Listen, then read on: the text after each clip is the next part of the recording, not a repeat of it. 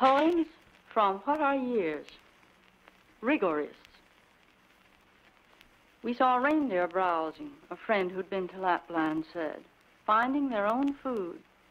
They are adapted to scant pasture, yet they can run 11 miles in 50 minutes. The feet spread when the snow is soft and become snowshoes. They are rigorists. However handsomely cut-work artists of Lapland and Siberia elaborate the trace or saddle girth with sawtooth leather lace. One looked at us. We looked at it. The noble white, a queen of alpine flowers. Here, seen at last, had seal brown fur with a neck like edelweiss or lion's foot, and this candelabrum-headed ornament for a place where ornaments are scarce, sent to Alaska, was a gift preventing the extinction of the Eskimo.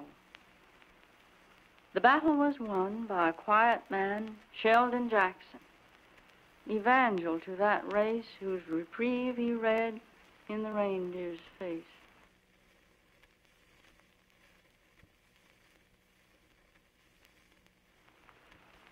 Spenser's Ireland has not altered. The greenest place I've never seen, a place as kind as it is green. Every name is a tune. Denunciations do not affect the culprit, nor blows, but it is torture to him to not be spoken to. They're natural. The coat, like Venus' mantle lined with stars, buttoned close at the neck. The sleeves, new from disuse. If in Ireland they play the harp backward at need, and gather at midday the seed of the fern for eluding great giants all covered with iron, might there be fern seed for unlearning obduracy and for reinstating the enchantment? Hindered characters seldom have mothers in Irish stories, but they all have grandmothers. It was Irish. A match, not a marriage, was made when my great-great-grandmother said with native genius for disunion, although your suitor be perfection, one objection is enough. He is not Irish. Outwitting the fairies, befriending the furies, whoever again and again says, I'll never give in, never sees that you're not free until you've been made captive by supreme belief. Credulity, you say. When large, dainty fingers tremblingly divide the wings of the fly for mid-July with a needle and wrap it with peacock tail or tie wool and buzzard's wing, their pride, like the enchanter's, is in care, not madness. Concurring hands divide flax for damask, that when bleached by Irish weather has the silvered chamois leather water tightness of a skin. Twisted torques and gold new moon-shaped lunulae aren't jewelry like the purple coral fuchsia trees. If ire, the guillemot so neat, and the hen of the heath, and the linnet spinnet sweet, then they are to me like enchanted Earl Gerald who changed himself into a stag, to a great green-eyed cat of the mountain. This commodity makes them invisible. They've disappeared. The Irish say your trouble is their trouble and your joy their joy. I wish I could believe it. I am troubled. I'm dissatisfied. I'm Irish.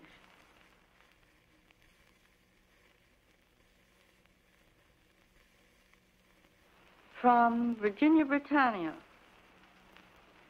Pale sand edges England's old dominion. The air is soft, warm, hot. Above the cedar-dotted emerald shore, known to the red bird, the red-coated musketeer, the trumpet flower, the cavalier, the parson, and the wild parishioner. A deer track in a church floor brick and a fine pavement tomb with engraved top remain. The now tremendous vine-encompassed hackberry starred with the ivy flower shades the tall tower, and a great sinner lieth here under the sycamore. A fritillary zigzags toward the chancel-shaded resting place of this unusual man and sinner who waits for a joyful resurrection.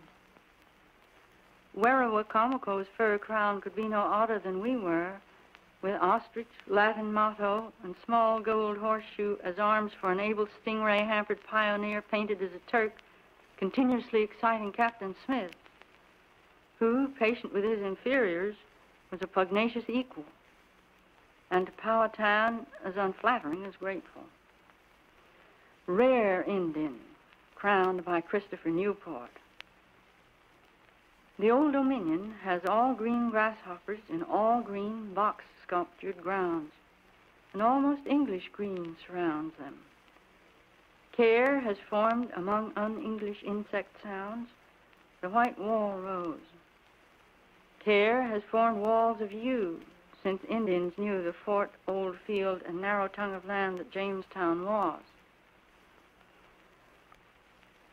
Observe the terse Virginian, the mettlesome gray one that drives the owl from tree to tree and imitates the call of whippoorwill or lark or katydid, the lead-gray, lead-legged mockingbird with head held half away and meditative eye as dead a sculptured marble eye, alighting noiseless, musing in the semi-sun, standing on tall, thin legs as if he did not see, conspicuous, alone, on the round stone-topped table with lead cupids grouped to form the pedestal. Terrapin meat and crested spoon feed the mistress of French plum and turquoise piped chaise long, of brass-knobbed slat front door, and everywhere open shaded house, on Indian-named Virginian streams, in counties named for English lords. The rattlesnake soon said from our once dashingly undifferent first flag, "Don't tread on me." Priorities were cradled in this region, not noted for humility. But silkworm mulberries, the French mull dress with the Madeira vine accompanied edge, are, when compared with what the colonists found here in Tidewater, Virginia, stark luxuries.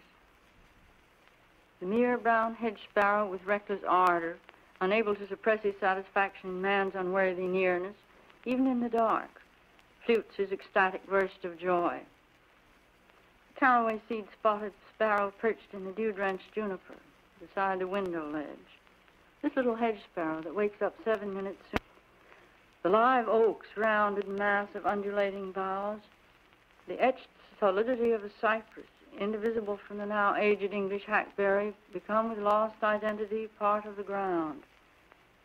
As sunset flames increasingly against the leaf-chiseled blackening ridge of green, while clouds expanding above the town's assertiveness dwarf arrogance that can misunderstand importance, and art of a child, an intimation of what glory is.